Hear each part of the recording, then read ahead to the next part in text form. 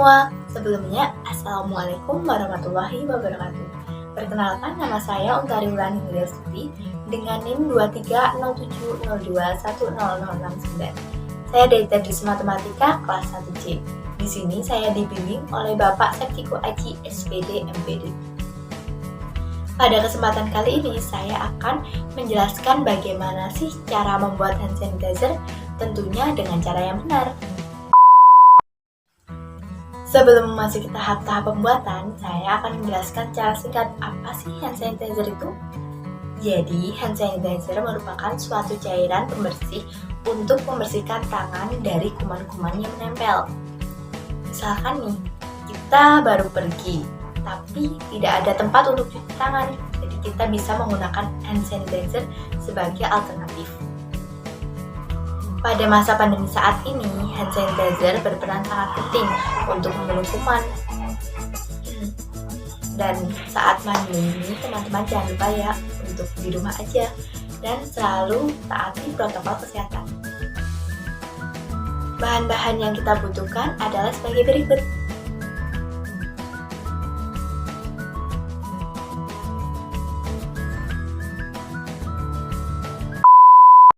Yang pertama yaitu alkohol dengan kadar 70%.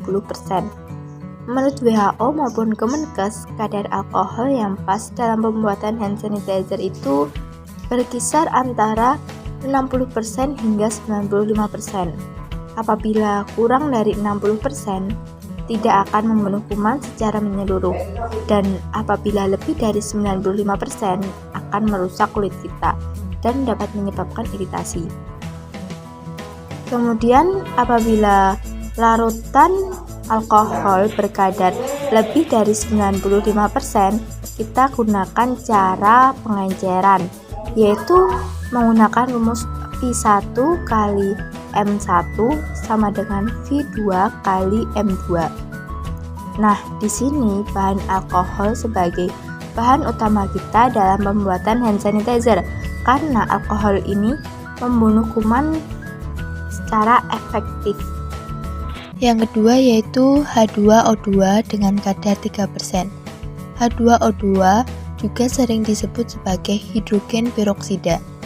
H2O2 ini berfungsi sebagai pemutih dan bisa juga berfungsi untuk membunuh kuman. Kandungan H2O2 dalam pembuatan hand sanitizer ini tidak boleh melebihi kadar 5%, karena menurut WHO maupun Kemenkes, apabila kadar yang digunakan itu melebihi 5%, kemungkinan akan terjadi iritasi pada permukaan kulit kita. Bahan yang terakhir yaitu aloe vera. Aloe vera atau yang biasa kita sebut sebagai lidah buaya berfungsi untuk menjaga kelembapan kulit kita, sehingga kulit kita tidak akan mengalami dehidrasi. Aloe vera di sini sebagai pengganti dari gliserol, karena pada dasarnya gliserol dan aloe vera memiliki fungsi yang sama, sehingga tidak akan mempengaruhi manfaat dari hand sanitizer tersebut. Nah, setelah kita mengetahui apa saja bahan-bahannya, kita langsung masuk saja nih ke proses pembuatan. Langkah-langkah pembuatan hand sanitizer yaitu sebagai berikut. Yang pertama yaitu tuangkan alkohol berkadar 70% ke dalam gelas ukur sebanyak 94,38 ml.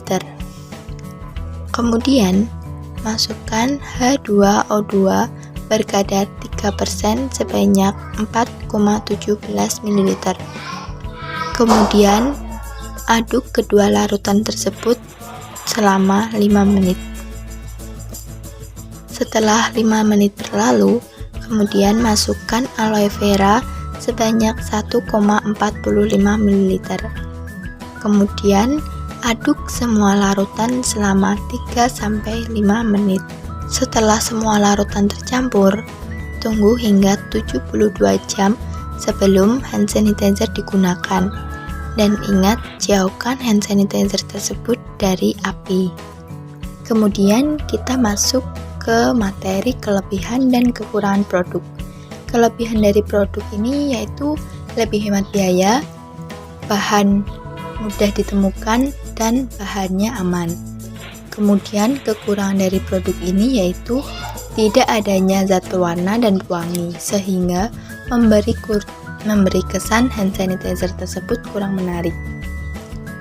Karena jika kita tambah dengan pewarna ataupun pewangi akan menyebabkan iritasi, karena pada beberapa orang itu tidak cocok dengan zat-zat tersebut. Sekian yang dapat saya sampaikan mengenai pembuatan hand sanitizer. Semoga bermanfaat. Dan apabila ada salah kata, saya mohon maaf yang sebesar-besarnya. Terima kasih. Wassalamualaikum warahmatullahi wabarakatuh.